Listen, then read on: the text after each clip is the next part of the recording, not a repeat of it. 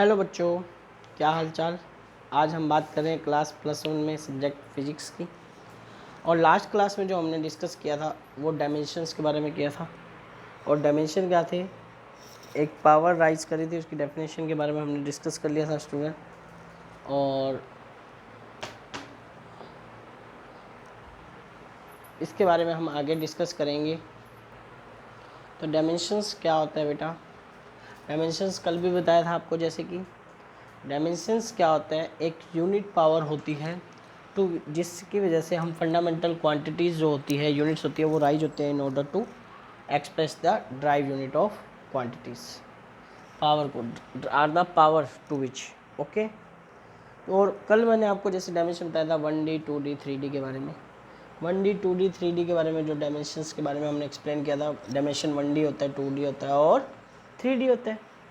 1D 2D 3D के बारे में हम वापस एक्सप्लेन करते हैं, जैसे लास्ट क्लास में किया था। अगर इस रोड की आपने लेंथ फाइंड करनी है तो ये डायमेंशन क्या है, 1D। अगर इस रेक्टेंगल की एरिया फाइंड करना है तो ये क्या हो गया, 2D। अगर क्यूब है, उस क्यूब का वॉल्यूम फाइंड करना है तो वो क्या हो जाएगा, length into breadth into height, 3D। वो क्या हो जाएगा, 3D।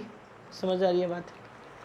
एक्चुअल में डायमेंशंस की जरूरत क्यों पड़ी, कैसे पड़ी, इसका मैंने आपको पिछली बार भी लास्ट क्लास में डिस्कस किया था कि डायमेंशंस में क्या होता है।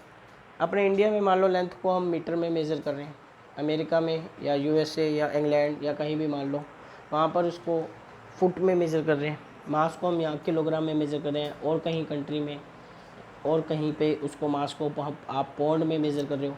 तो इन सबको अलग अलग रखने के लिए फंडामेंटल क्वांटिटीज़ के पहले हम डायमेंशंस की बात करते हैं। जैसे फंडामेंटल क्वांटिटी लेंथ थी, लेंथ को आप मीटर में मेज़र कर सकते हो, सेंटीमीटर में मेज़र कर सकते हो, फुट में मेज़र कर सकते हो, इंचज़ में मेज़र कर सकते हो। तो उन सब को, इन सब का अलग अलग है, एफ, फुट, सेंटीमीटर, इन सब को डायमेंशन में हमने एक नाम दे दिया और उसमें रिप्रेजेंट करेंगे किससे, एल से। फिर आई बात मास की। मास को आप किलोग्राम में मेज़र कर सकते हो, ग्राम में मेज़र कर सकते हो, पाउंड में मेज़र कर सकते हो। तो इन सब को एक अलग अलग से रिप्रेजेंट करने बजाय एक ही नाम देना, तो हम उसको मास को डायमेंशन में एम से रिप्रेजेंट करेंगे। टाइम किस में होता है, सेकंड में भी होता है, आवर्स में भी होता है और मिनट्स में भी होता है। तो इस टाइम को मेज़र करने के लिए हम डायमेंशन में हमने किसका यूज किया, टी का यूज किया। फिर हमने बात की किसकी,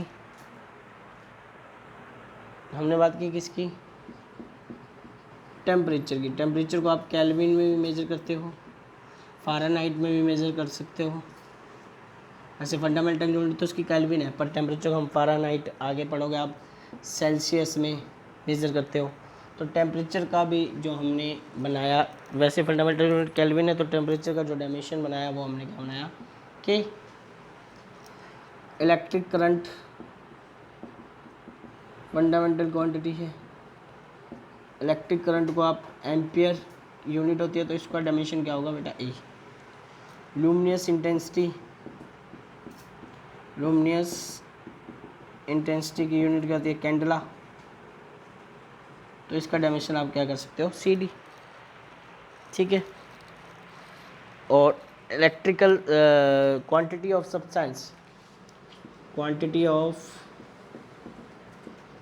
सब्सटेंस, इसका क्या होता है, मोल। और इसका डायमेंशन क्या हो जाएगा, एम ओ एल। क्या हो जाएगा, एम ओ एल। ज़्यादातर जो डायमेंशन यूज करेंगे बेटा, ये नोट कर लो बच्चे आप ऊपर से।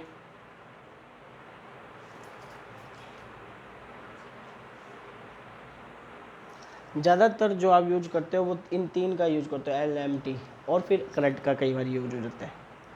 अब हम आपको बेसिक मेथड से सिखाएंगे। ये फंडामेंटल क्वांटिटी के डायमेंशंस थे, और ड्राइव यूनिट के आगे हम फंडामेंटल क्वांटिटी को यूज करते हुए डायमेंशन का यूज करेंगे। तो कुछ फॉर्मूले हैं डायमेंशंस के, उसके बारे में बात करते हैं हम, और वो कैसे निकालते हैं वो देखेंगे आज बच्चे। ये आपने नोट कर लिया होगा, तो उसके बारे में देखते हैं।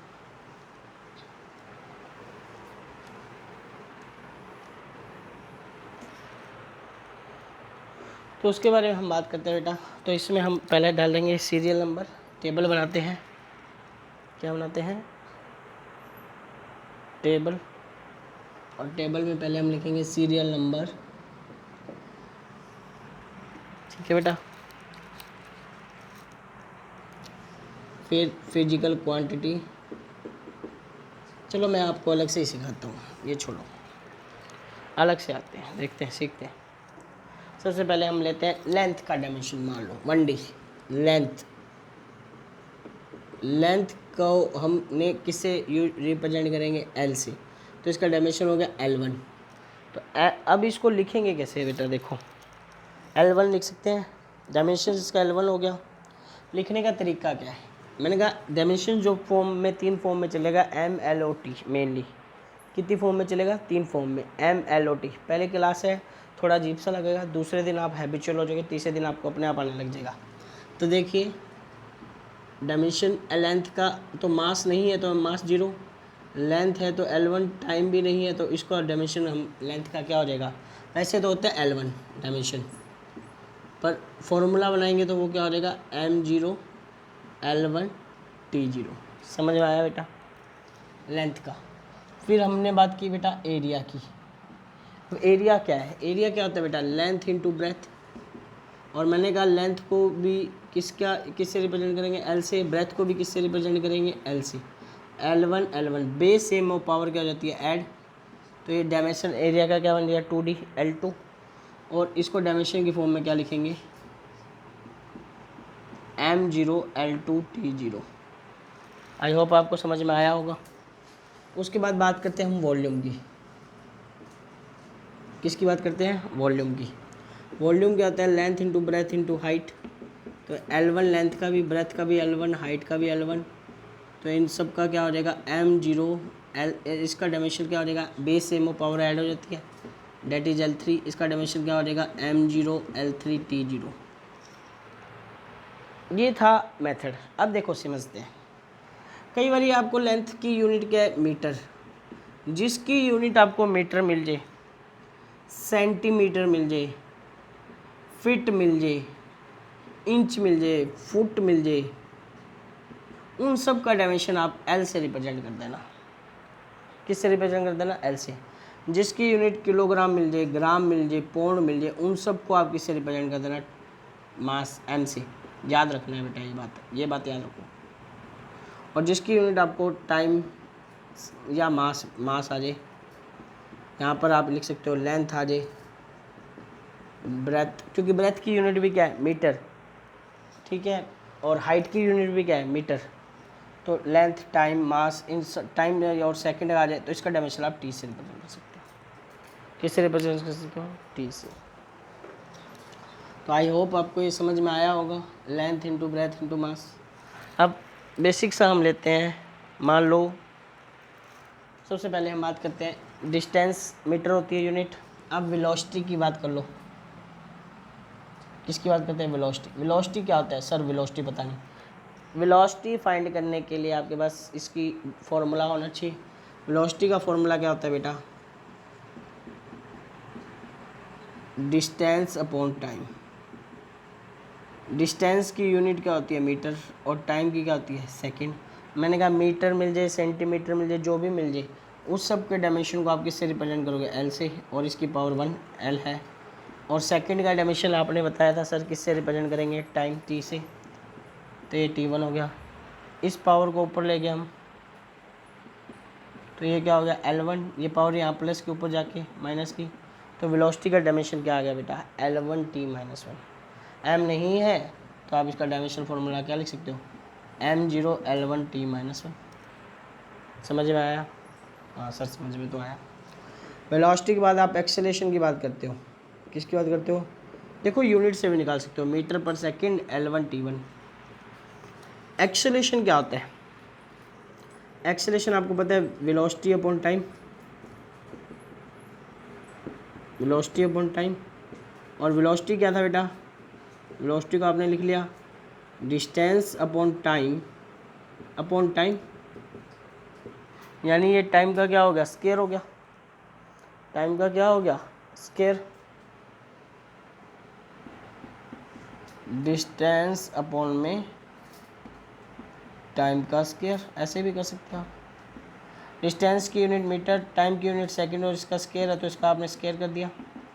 और मीटर को आपने किससे रिप्रेजेंट किया बेटा डायमेंशन में? अभी आपको बताया था मीटर को किससे रिप्रेजेंट किया आपने?